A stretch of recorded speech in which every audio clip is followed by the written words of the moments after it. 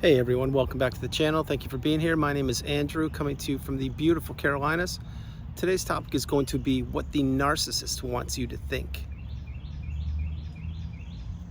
Think about that for a minute. Everyone, if you like the content, please like, subscribe, share, pay it forward to somebody who could use the wisdom, the education. Remember, at one time, you did not know what narcissism was. Now you're becoming educated and awakened. Pay it forward. I'll jump right in. So what the narcissist wants you to think. In the beginning, what they want you to think is that you have met your soulmate, or you've met an individual who is almost too good to be true. And we now know that that is actually a fact. The relationship was too good to be true. But in the beginning of that relationship, the narcissist wanted to literally figure out everything about you. And they wanted to weaponize anything that you liked to do or your resources against you. Now, I say that frequently on the channel. It's to reinforce that this relationship was not your fault. You were manipulated. You were taken advantage of, and you were tricked and trapped, and you were abused throughout the body of the relationship. You could even say the minute you met the narcissist, because most likely, although not exclusively, the narcissist was acting like they were another individual. In other words, they were flying under the radar, and they took advantage of you and your empathy and your kindness and your love, your resources, your money, your social circle, your hobbies, your house, everything. Now, having said all these things, what the narcissist wants you to think is when you were in that relationship, they wanted you to think that you had found it. You'd found the one person on this planet of so many billions of people that was going to connect with you. And you two were going to create a future, build a future, perhaps move in together, get married maybe, relocate, start a business, have children, raise children, whatever you were going to do. But in the beginning, remember, the narcissist tried their best to assimilate with you. They wanted to make themselves very, very under the radar and agree with many things that you liked. And that's why in the beginning of these relationships, think about when you would go to a restaurant with the narcissist. In the very beginning, you probably picked out the restaurant multiple times. You probably did. And then slowly the narcissist got jaded and bored with the restaurants that you were going to. And over time, you got so beaten down, you couldn't even pick what color shirt to wear when you were going to work. That's just one example, because this is how the narcissist works. They take away your ability to think for yourself. They take away your ability to reason, to be rational, to be stable. They take away everything possible. And the narcissist, what they want you to think is that they know more than you, that they are wiser than you, that they're smarter than you, that they can do whatever they want and you will still be in the relationship. That is a pivotal message right there. The narcissist, remember, the narcissistic abusive cycle, it goes love bomb / euphoric stage, then the devaluation stage, which is usually the longest part of the relationship, and then the discard, which is when it ends or you end it yourself, and then perhaps the narcissist hoovers. We're not talking about a hoover today. What I'm sharing with you is what the narcissist wanted you to think. They wanted you to think that you couldn't break free from the trauma bond. They wanted you to think that they owned you forever. They wanted you to think that you would never be able to fall in love again. They wanted you to think that these would be the best days of your life, which in fact, they turned out to be some of the darkest days of your life. As a matter of fact, most of the days spent in the toxic narcissistic relationship are some of the most challenging and trying and testing to your core days of your existence. It's a fact. Now, again, I'm going to go back to the thumbnail. What the narcissist wanted you to think, they wanted you to think that they were superior and that they knew what you should be doing every waking moment of your life. In other words, where to go, who to speak to, who not to speak to, if you should have relocated, if you should have stayed in the same location, if you should have loaned them money, if you should have given them money, if you should have ignored all the red flags and not trust your intuition or instincts and continue to be abused day after day, week after week, month after month, year after year. They wanted you to think that basically your reality wasn't real. That's what gaslighting is. When they're trying to tell you that the way you saw things and or see things, that's not real, it's not reality. And when the narcissist is hammering you on gaslighting, in other words, from the beginning of the relationship, and I'll give you an example in a moment, when they do that, they have you doubting yourself. And they have you thinking what? They have you thinking that the narcissist knows more than you do.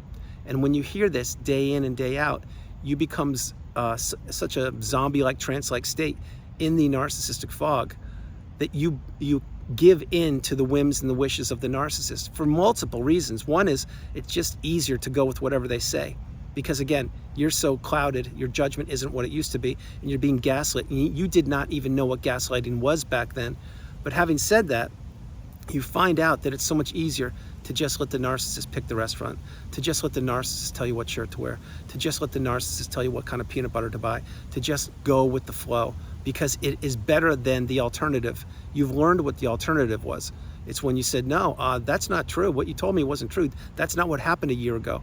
And then they're like, yes, it was. And then what happens? When you keep explaining to the narcissist what, in fact, reality was from a year ago, whatever concern you were addressing, because they probably brought it up and now you're in a rage fit. You're experiencing a rage fit from the narcissist. But when you're trying to explain to them what reality was, what really happened a year ago, and they're completely denying it, what happens there is they're gaslighting you. But on top of that, many times they will just say nothing and they'll storm off, they'll leave. And then what happens? Well, that leads into the silent treatment for a couple days. It really does. And then what does that lead to? I'll tell you what that leads to. That leads to the narcissist not being in your proximity. What does that lead to? I'll tell you what that leads to. That leads to you being isolated in your own house, thinking about the past, what happened to that period of time a year ago. Was your version correct or was their version correct? And the truth is, your version was most likely correct. I'm certain it was if you made it this far in the video.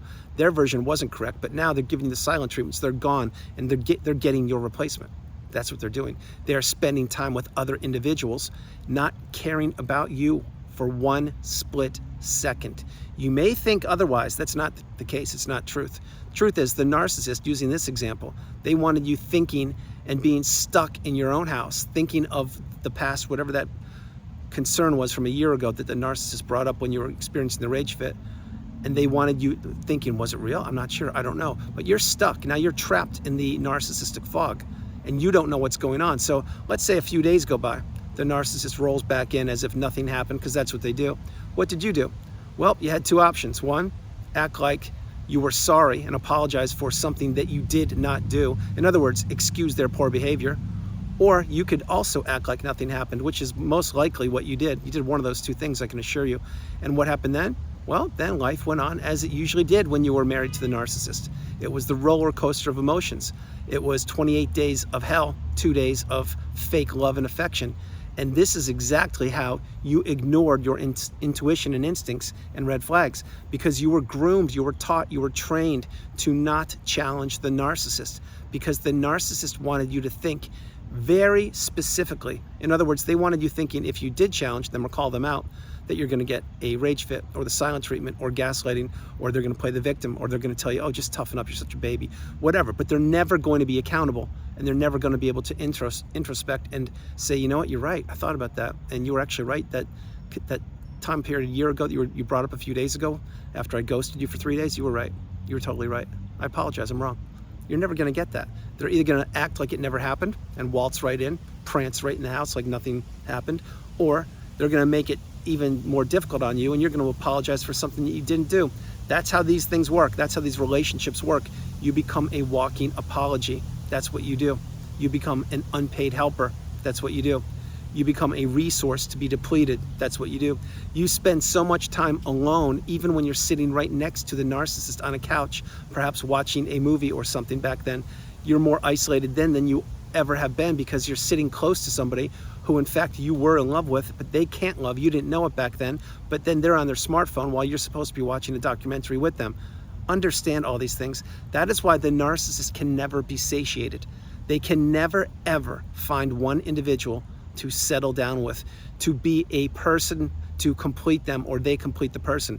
That's not how it works in these narcissistic relationships. The way it works is you enter them under the guise or the disguise or the mask of the narcissist. In other words, you fell in love with them, they didn't fall in love with you. As soon as that wedding ring is on, or you move in together, boom, that's when the mask comes off, and that's when the rules change virtually overnight. Think about what I'm sharing with you. This is not good behavior. But the thing is, many times if you were married or you did get married, it's kind of too late, because let's say you got married today as an example, and then tomorrow or within a week or so they started really devaluing you and throwing you under the bus and just behaving really poorly like they always do. Well, what are you going to do? It takes a very strong person to end a wedding after a week. It really does. But some of you have done it. I know you have. And that means you were super strong back in the moment, stronger than most of us who stayed in the relationship, because we didn't know what we were up against, and we thought that we were doing the right thing by helping another individual by working for the goals that we had planned and creating a future. Truth of the matter, again, is the narcissist, all they want to do is take your resources. They want you to raise the kids. They want you to spend time with the kids. They want you to teach the kids. They want you to pay the bills. They want you to spend your money on vacations while you're being abused on vacation. They want you to tolerate their poor behavior when they keep coming home later and later and later in the week. And when they're coming home later, they're telling you all of a sudden they're not hungry. And you're scratching your head like, wait a minute, I just made dinner, or I ordered dinner and it's here and it's been here for 3 hours. No call, no show. You roll in and you've already had dinner and it's now 11 o'clock at night. What's going on there? Think about it. These are the behaviors of the narcissist. And the more narcissistic toxicity you experience, the more they press on the gas. The more they press on the gas, the sooner you are to the end of that relationship. And they know it. Think about what I'm sharing with you. Keep this in mind. The narcissist needs fuel sources. You were a fuel source for a period of time. You were. But if you married the narcissist, let's say, or it's your mom or dad or brother, sister, whomever, and you lived under the same roof, or you still do, well, you're what I call a built-in fuel supply, which means you're still living under the roof and you still have to tolerate the poor behavior. And that's the way it works until you move out or until you leave. And if you were married to the narcissist, it's the same thing. They now know that they have you at home doing whatever you were doing. Maybe you married the narcissist and there were no kids involved. If that's the case, what happened there? I'll tell you what happened there. You were in your house or wherever you were living and you were isolated, and wedges were being driven between you and your immediate family members, you and the neighbors, you and the extended family, you and your coworkers, you and virtually anybody that you had encountered and or the relationships you had built up over years or decades. And then the narcissist would be out sincerely doing whatever they're doing on their own, acting single, taking the wedding ring off when they're not with you. You're stuck at home pining, thinking about the narcissist coming home, but knowing that when the front door opens, what's it going to be? Dr. Jekyll or Mr. Hyde? I don't know. On top of that, the behavior was getting worse and worse over time. And yes, you would have moments of happiness and or joy sprinkled in between there. It wasn't all nonsense and devastation and manipulation. There was some fake empathy and fake love there. But the point being, that was just to string you along, to keep you in the relationship while they went out and looked for your replacement again.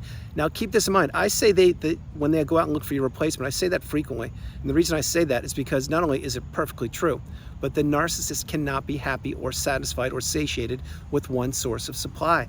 And it doesn't need to be romantic. It can be a dog, it can be a car, it can be a town, it can be social media, it can be an article of clothing, it can be money, it can be anything. It can be a coworker.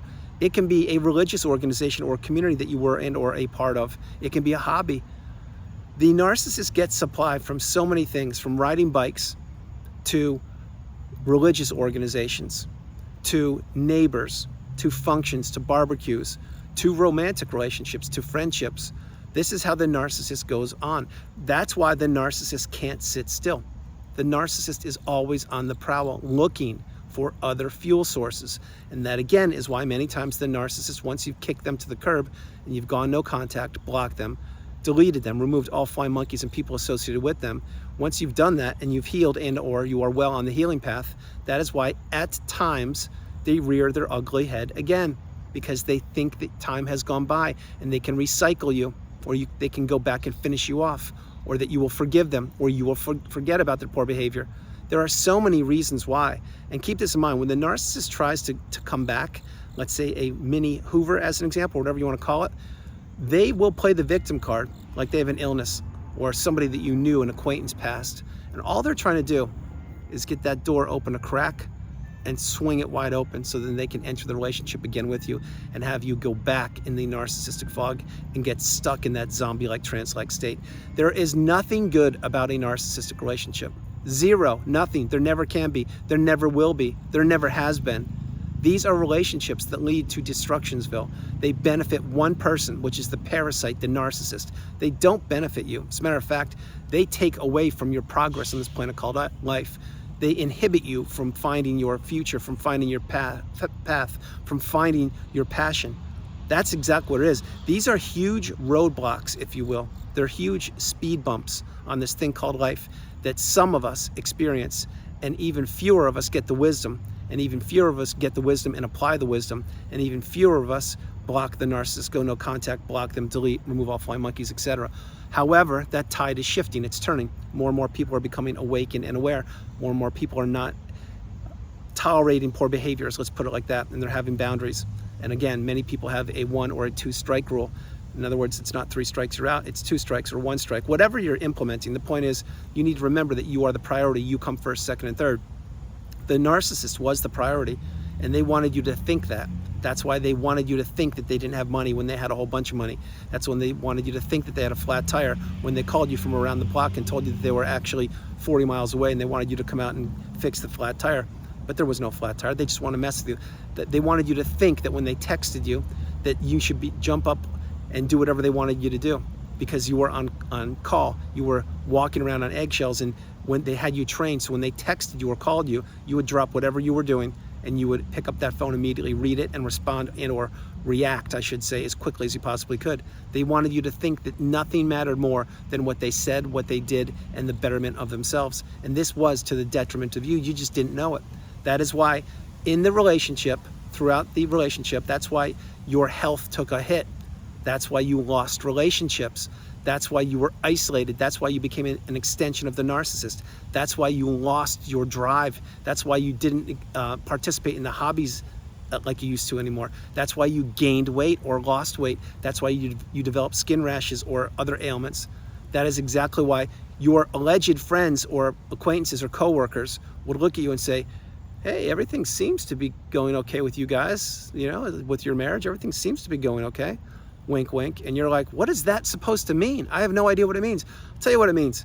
It means the narcissist, when that happened, and yes, that's a real life example, that means the narcissist had already instilled the smear campaign with a mutual friend, and that mutual friend was watching your relationship from afar, but from the perspective of the narcissist. So yes, on the exterior, everything looked like it was good, but with the smear campaign well underway, years into the relationship, you had no chance. Because you did not even have an opportunity to defend yourself or say anything. You were living life, working for the narcissist, raising their kids, doing whatever you were doing. The point being, that smear campaign was well underway after that wedding ring slipped on, or even after you entered the devaluation stage, whatever you want to say it there. But the point is, this is what the narcissist does. They drive wedges between you and anything that matters, from your health to your social circle, to your job, to your house, to your existence, let's put it like that. So what did the narcissist want you to think? They wanted you to think that they were the best thing since sliced bread. Truth of the matter is, they're some of the darkest, evilest, if that is a word, evil creatures on the planet, and they know it. That's exactly why when they discard you, if they did, and if they did, my heart goes out to you. That's why they disappear like that. Why? Because the mask became too cumbersome. They wanted to take it off and smash it, number one. Number two, they had your replacement lined up. Yes, they did, whether you know it or not. And number three, they showed you the disdain they had for you, how much they didn't like you, how much they actually perhaps even hated you. Yes, I do mean that. And how much they were jealous of you and envious of you. But at the same time, they watched what you squirmed, because they knew now when they discarded you, it was going to take an awful lot of work to pick yourself up by the bootstraps, dust yourself off, figure out what you were up against, and heal all by yourself. That is exactly why they do these things, because they don't think you're going to make it, and they know that they've blown up your social circle, and they know that you are most likely isolated, probably even in your own house. That was me. Not a good place to be, but here I am, and here you are. My hope is you're getting the wisdom, you're applying it, and you are having boundaries. You're not a people pleaser. You're not saying yes to just anything, and you are saving your empathy for those who deserve it. Guys, that's the video. I hope you liked it. I loved doing it from the beautiful Carolinas. This is Andrew. Namaste. Have a great afternoon, evening, or morning, no matter where you are on the planet. You are not alone. Remember that. You are not alone. And what did the narcissist want you to think? They wanted you to think that in the beginning you struck gold. And the truth of the matter is, you didn't. You found fool's gold. You found something that's worthless. You found a low vibrational creature who can never get out of the quagmire where they exist. They could only try to steal, and they succeeded for a period of time, to steal your sunshine, your beautiful bright light. And they kept it for themselves until they couldn't hold it any longer. And again, either you got discarded or you ended it yourself, meaning the relationship. And now here you are, putting yourself back together, working towards the healing path, or working on the healing path, headed towards the pinnacle of indifference. And you are taking every day, one day at a time. You are being patient, stoic, calm, centered, and you understand your value. Guys, no matter where you are on the planet, you are not alone. Remember that. You are not alone. I love you all, and I'll talk to you tomorrow. All right, bye, you guys.